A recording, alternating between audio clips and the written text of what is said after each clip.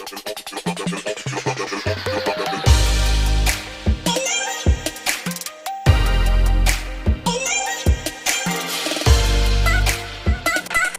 Morning friends. आज मैं आप सबके सामने फिर से आ गई हूँ, लेकिन आज सुबह सुबह मुझे उठने में लेट हो गया था क्योंकि मेरा तबीयत बहुत ख़राब था 3-4 दिन से। लेकिन आज मैंने सोच लिया कि मुझे आज हॉस्पिटल फाइनली जाना ही है।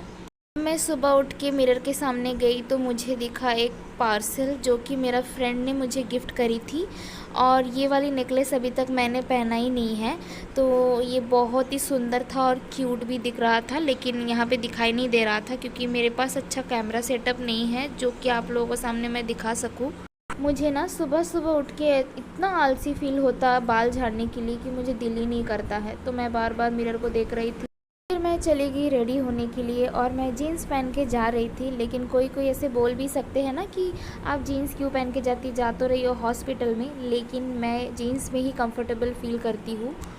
फिर मैं हो गई जाने के लिए रेडी। यहाँ पे मैं दरवाज़ा बंद कर रही थी तो मैंने छोटा सा एक शॉट ले ली और फटाफट से दरवाज़ा बंद करके मैं निकल गई हॉस्पिटल के लिए।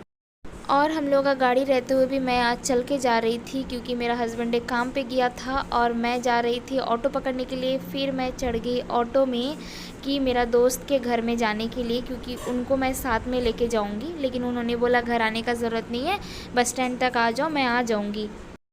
मेरा अच्छा किस्मत है कि मेरे को इतना अच्छे अच्छे दोस्त मिला है जो कि कभी भी मैं कितना भी तकलीफ़ में पड़ जाऊँ ना, इन लोग हमेशा साथ देने के लिए आ जाते। यही तो होते हैं ना फ्रेंडशिप। बस में जाते जाते हम लोग कर रहे थे वीडियो, और यहाँ बस में ना एक सुंदर सा गाना भी बज रहा था और उसके साथ हम जाते जाते बहुत सारा बातें भी किए। फिर फाइनली पहुँच गए हम लोग रितिका हॉस्पिटल में, और मैं हमेशा मेरी ट्रीटमेंट रितिका से ही करवाती हूँ।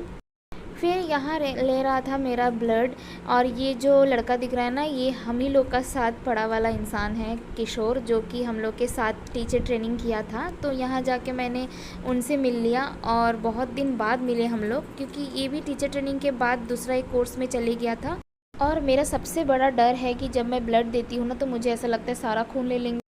फिर मुझे लगाना था इंजेक्शन और एक सलाइन चढ़ाना था। 2 इंजेक्शन था उस दिन मेरा। और फिर मैं यहाँ बैठ के हंस रही थी। बात तो बोल सकती कि अगर उस दिन ये नहीं होती ना तो मेरे को अकेला ही जाना पड़ता, लेकिन ये आ गई थी, मेरे को बोली कुछ भी हो जाए तो मुझे बुला लो। ये चेक कर रही थी कि मेरे को फ़ीवर है कि नहीं। उसके बाद हम लोग रेडी हो गए थे एक सलाइन चढ़ाने के लिए। नर्स आएगी, नर्स आके मुझे सलाइन चढ़ाएगी। फिर सलाइन चढ़ाने के बाद हम लोग बैठ के बहुत सारे बातें किया, और वो फ़ोन यूज़ कर रही थी क्योंकि हम लोग बहुत बोर हो रहे थे, और क्योंकि सलाइन चढ़ने में कम से कम 2 घंटा चाहिए क्योंकि बहुत स्लो भी था। फिर हम लोग निकल गए एक होटल में खाने के लिए क्योंकि उस दिन संडे था और बहुत सारे होटल्स बंद था। तो हम लोग फाइनली चले गए डिलीशिया जंगली घाट में। सच्ची में मुझे सलाइन चढ़ाते रहते इतना भूख लग रहा था क्योंकि मुझे उस टाइम पे थोड़ा बहुत अच्छा लगना स्टार्ट हुआ था, और मैं चली गई फिर लंच के बाद मेरे दोस्त के घर। फिर मिलेंगे दूसरा वीडियो में, तब तक के लिए बाय बाय।